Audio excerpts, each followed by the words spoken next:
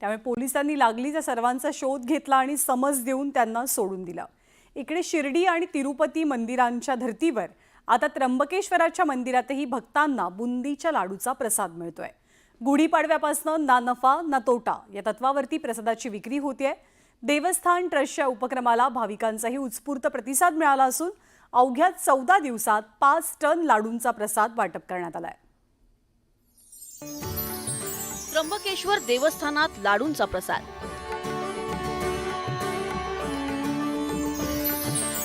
प्रसादाला भाविकांचा उदंड प्रतिसाद।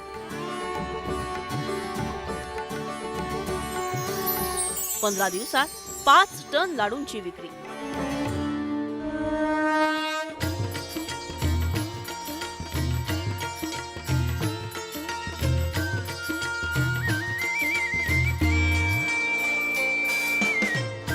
बारा ज्योतिर्लिंगांपैकी आद्य ज्योतिर्लिंग असलेल्या नाशिक जवळच्या श्री क्षेत्र त्र्यंबकेश्वर मंदिरात देशभरातून भाविक त्र्यंबक राजाच्या दर्शनासाठी येत असतात।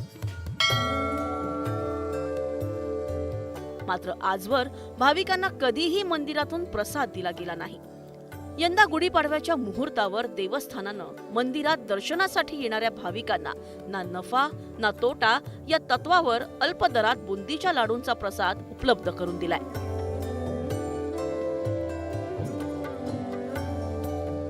अवघ्या 20 रुपयात 2 बुंदींचे लाडू प्रसाद म्हणून देण्यात येतात। गुढीपाडव्याच्या शुभदिनी भारतीय सनातन संस्कृतीच्या नववर्षाच्या दिवशी त्र्यंबकेश्वर देवस्थाननी भाविकांसाठी प्रसाद योजना सुरू केलेली आहे। आजचा 11वा दिवस पार झालेला आहे।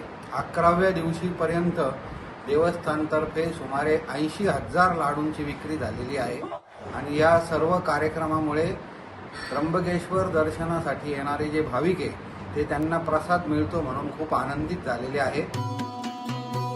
त्र्यंबकेश्वर देवस्थान आणि विश्वस्तांनी घेतलेल्या या निर्णयानं भाविकांनी स्वागत केलंय।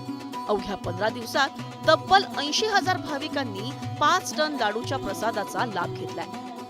बाहेर पण भरपूर काही प्रसाद मिळतात, पण देवस्थानाच्या आतमध्ये जे पण प्रसाद त्यांनी बनवलेला असतो तो चांगल्या क्वालिटीचा, जे पण काही मटेरियल वापरतात व्यवस्थित वापरतात। ही खूप चांगली गोष्ट आहे।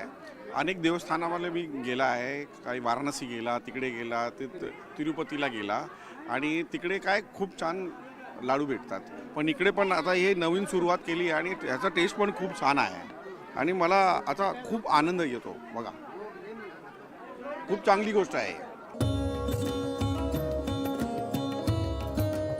त्र्यंबकेश्वराच्या मंदिरात दररोज हजारो भाविक दर्शनासाठी येत असतात।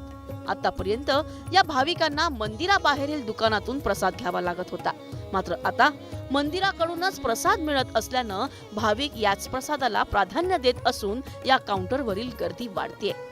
त्यामुळे या प्रसादाचे आणखी 2 काउंटर वाढवावेत अशी मागणी केली जाते। व्हिडिओ जर्नलिस्ट हेमंत बागुलसह लक्ष्मण घाटोळ, न्यूज 18 लोकमत, नाशिक।